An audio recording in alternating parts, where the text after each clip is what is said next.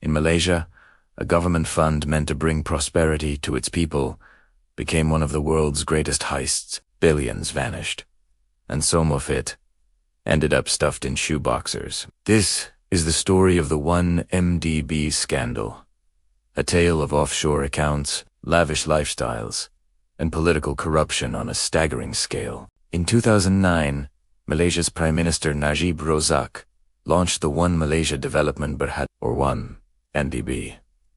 Its mission: attract foreign investment and build the nation's future. But behind the promise of progress, shadowy figures circled. Chief among them was a young financier, Low Taik Joe, better known as Joe Low. Charming, flamboyant, and well-connected, Joe Low quickly became the fund's hidden power broker. And soon, billions began to disappear. Money flowed from 1MDB into a maze of offshore accounts. The cash was laundered through shell companies, hidden in Luxembourg, Switzerland, and the Cayman Islands. From there, it was spent on luxury real estate, private jets, and even Hollywood films. Yes.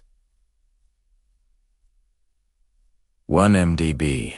Money financed the Wolf of Wall Street. But perhaps the most shocking image of the scandal came in 2018, when police raided Najib Razak's properties. What they found was jaw-dropping shoeboxers, dozens of them, crammed with millions in cash, alongside designer handbags, gold jewelry, and watches worth fortunes. In total, investigators seized over $270 million in goods and cash, the largest seizure in Malaysian history. For years, whistleblowers and journalists had tried to expose the scandal, but Najib and his allies denied everything, calling it a political attack. Still, the evidence piled up.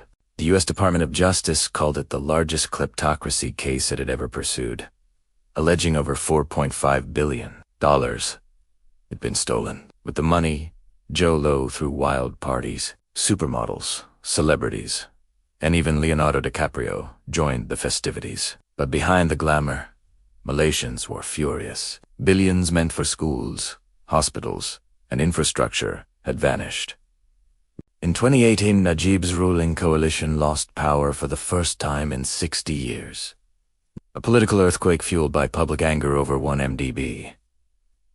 Najib was arrested and charged. In 2020, he was convicted on multiple counts of corruption and money laundering. His sentence: 12 years in prison. As for Joe Low, he vanished. Rumors place him in China, moving under the protection of powerful friends. To this day, he remains a fugitive. But the scandalous impact didn't end with Najib or Joe Low.